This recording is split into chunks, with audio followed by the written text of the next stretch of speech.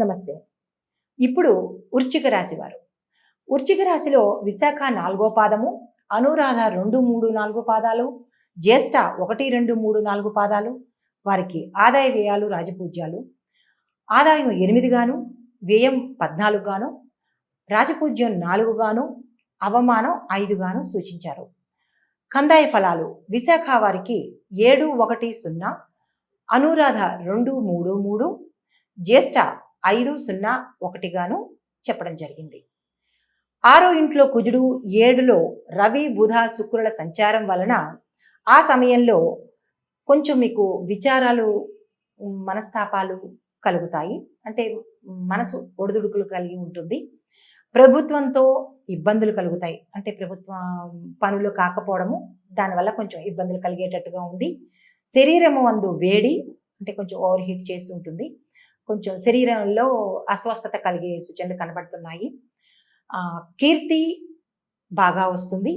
పరోపకారాలు చేస్తారు. అంటే ఎవరికైనా ఉపకారాలు కానీ ఇట్లాంటి సేవలు కానీ చేస్తూ ఉంటారు. వాటిలో చేయాలనే ఆసక్తి కూడా ఈ మాసంలో మీకు కలుగుతుంది. సంతోషం, ఉత్సాహం కొంచెం భంగం కలిగేటట్టుగా ఉంది. జనం విరోధం, అంటే జనులు మీకు కొంచెం విరోధంగా ఉంటారు. జనులు అంటే మీ స్నేహితులు అవ్వచ్చు, సన్నిహితులు అవ్వచ్చు, బంధువులు అవ్వచ్చు. వారితో కొంచెం విరోధం వచ్చేటట్టుగా కనిపిస్తోంది. సత్సంబంధాలు చేయడానికి కొంచెం ఓర్పు వహించండి. ఇప్పుడు వ్యాపారస్తులకి 2 పంటలు అక్కడికి వస్తాయి.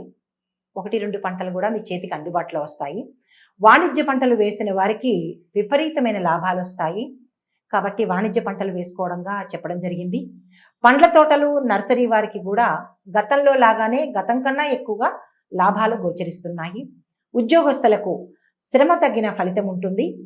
పర్మనెంట్ అవుతుంది. మీరు ఇప్పుడు ఏ కేడర్లో ఉన్నారో, ఏ స్థానాల్లో ఉన్నారో ఆయా స్థానాలు మీకు పర్మనెంట్ అయిపోతాయి. ఇంకా అంటే ప్రొబేషనరీ పీరియడ్స్ కానీ, లేదా 1 month 2 months చూడాలి కానీ అట్లా ఉండదు. మీరున్న స్థానాల్లో మాత్రం మీకు పర్మనెంట్ అయిపోయినట్టుగా మీకు అగ్రిమెంట్లు అవుతాయి అన్నమాట. అధిక ఆదాయం పెరుగుతుంది. పెరిగి మీకు ఏరియర్స్ రావడం కానీ, లేదా మీ శాలరీ పెరగడం కానీ సూచిస్తోంది. వ్యాపారస్తులకు ఆశించినంత లాభం జరుగుతుంది. మీరు ఎంతైతే లాభాలు ఆశించారో అంత లాభాలు మీకు కలుగుతాయి. రియల్ ఎస్టేట్స్ వారికి బాగా కలిసి వస్తుంది. వారు పట్టిందల్లా బంగారం, వారు ఏదనుకుంటే అదే జరిగేటట్టుగా కనబడుతోంది.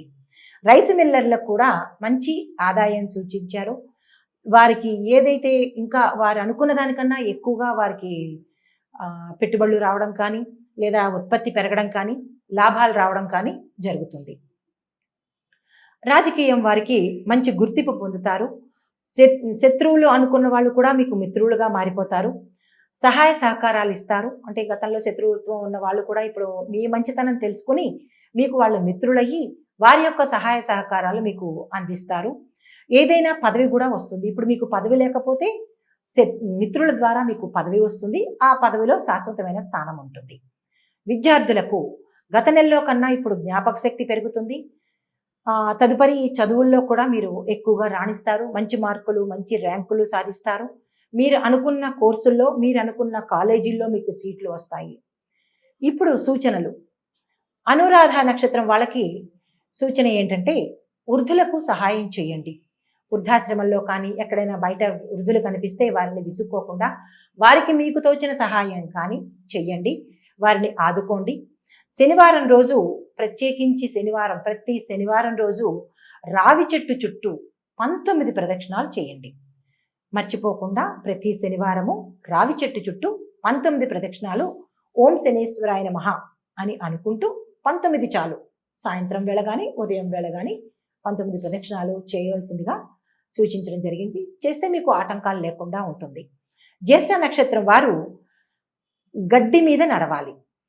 మీరు ప్రత్యేకంగా గుర్తుపెట్టుకొని ఒక 10 నిమిషాలు మీ ఎంత సమయం కేటాయించుకుంటారో ప్రతిరోజు మీరు గడ్డి మీద ఉత్తి పాదాలతో నడవడంగా సూచించడం జరిగింది.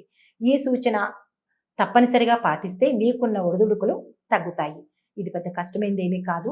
ఈ సూచనని మీరు ప్రముఖంగా స్వీకరించి గడ్డిలో ప్రతిరోజు 30 రోజులే కదండి, 30 రోజులు గడ్డిలో సాయంత్రం పూట కానీ, ఉదయం పూట కానీ నడవండి. కొద్ది నిమిషాలు చాలు.